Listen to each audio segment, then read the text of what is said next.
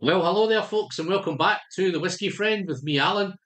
Not a comparison video, folks. I'm going to tackle the Ledaig 10 and I'm going to tackle the Port Charlotte 10. We're heading over to the Isle of Mull and we're heading over to Islay. So I've got two fantastic whiskies on the bar. Are they the best two 10-year-old peated whiskies on the market? Dive into the comments, guys, and let me know. I'm going to compare them. I'm going to try and pick a winner at the end. Which one's going to come out on top? Let's find out, folks.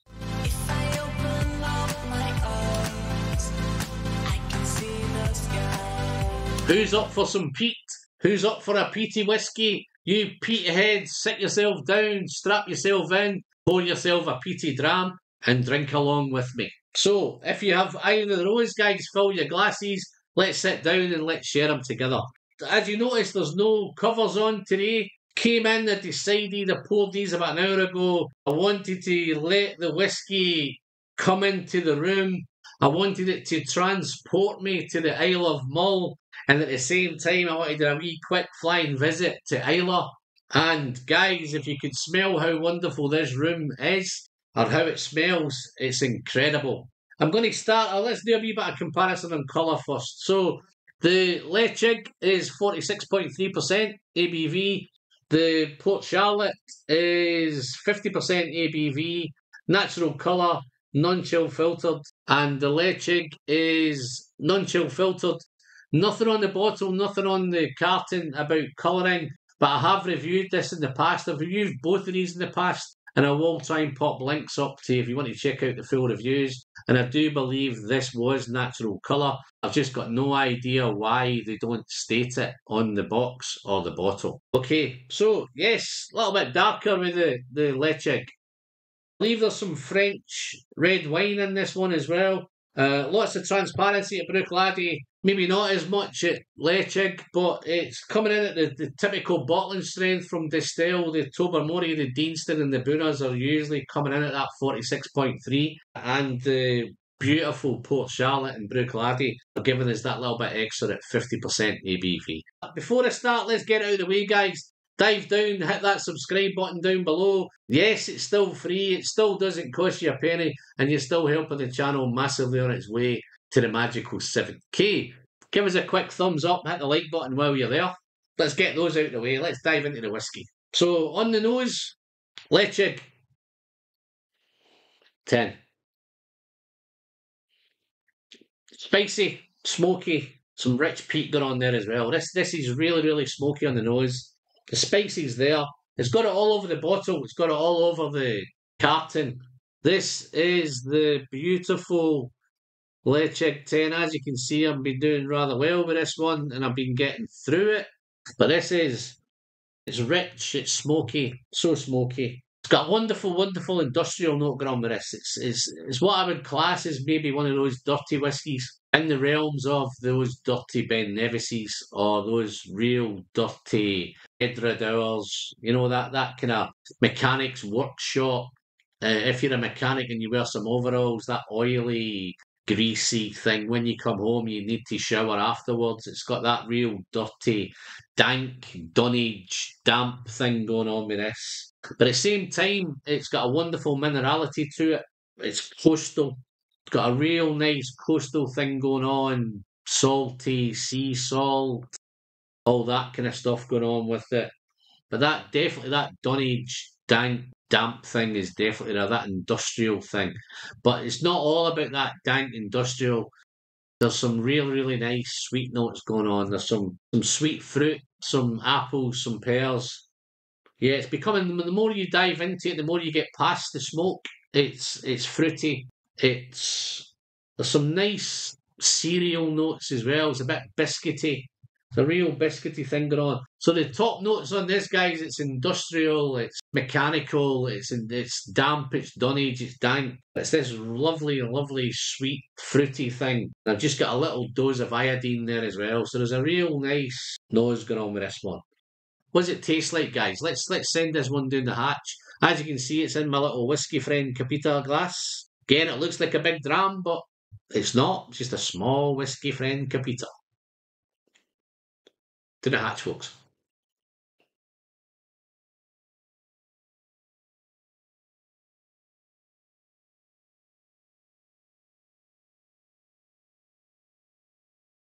Lovely, intense, spicy arrival.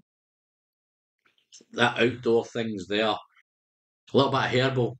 That fruity apple pear thing is going on. Some nice fruits.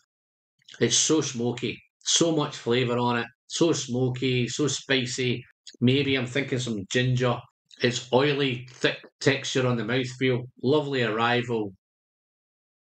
Creamy, spicy, ginger, maybe some black pepper. It's so salty as well. Lovely salty thing going on. Real nice. It's challenging. Lovely complexity to it. Spicy, creamy, smoky. It's all going on. A little bit of dryness heading towards the finish. The finish is long, lingering, warming, but it's so salty, so smoky. That dirty thing still goes on all the way through. That real industrial, dank thing. But it's sweet, smoky, spicy, and it's a long finish.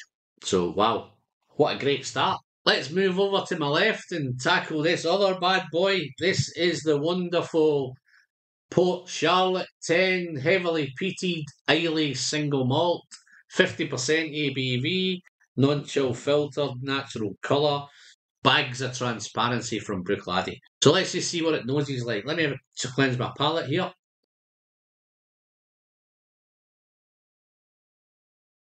Let's nose it. So that smells so different. This is much more of a friendlier nose. Sweet, maritime, salty, sea salt, sea breeze. Yes, it's bags of smoke going on. It's got lots of cooked meats on this one. I'm thinking some crispy bacon. I'm thinking maybe something on the barbecue. Definitely meaty. At the same time, that sweetness is giving a little bit of sweet sauce kicking around. Maybe a sweet barbecue sauce thing going on. Definitely goes hand in hand with those cooked meats. But then I believe there's some French red wine in the mix of this one, and it's bringing some red fruit, some red berry fruit, lots of berries, blackberries, raspberries, bit of red apple, stewed fruit going on. It's more like cooked fruit, stewed fruits. Lovely, lovely light colour on this. I don't know if it's instantly influencing me, but it looks quite lemony. I think there's a nice lemon citrus thing going on. It's a little bit minty, and it has this minerality of maybe a putty. It's got a putty thing going on. You smell a putty. Maybe some wet rocks, wet stone, that kind of minerality thing going on. Just so much going on in the nose of this one. As you know, the channel, guys, we do like to taste some whiskey from time to time. So let's tackle this Port Charlotte 10 to the hatch. Responsibly, of course.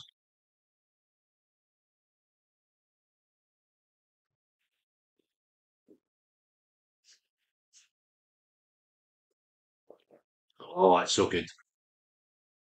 Punchy arrival. A little bit fizzy on arrival. Spice.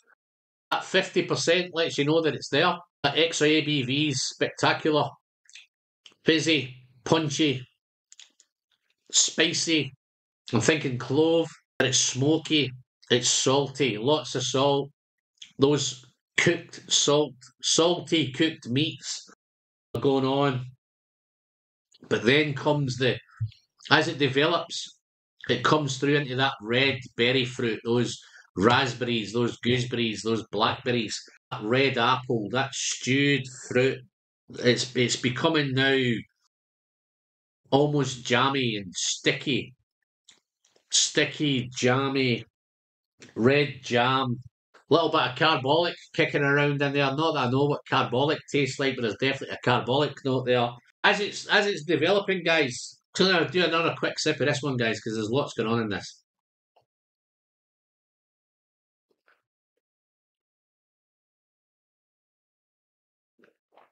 Wow. Smoky. Once you get through the confectionery thing, it's giving that nice confectionery sweetness. Maybe some boiled sweets, maybe some cola cubes. The carbolic's definitely there, but it's the spice is ginger, clove. But it's got a beautiful balance of sweetness, same time savoury, a little bit fizzy at the beginning, but that fizziness can ease off. Sweet, savoury, and smoky. So those are the things that are going on.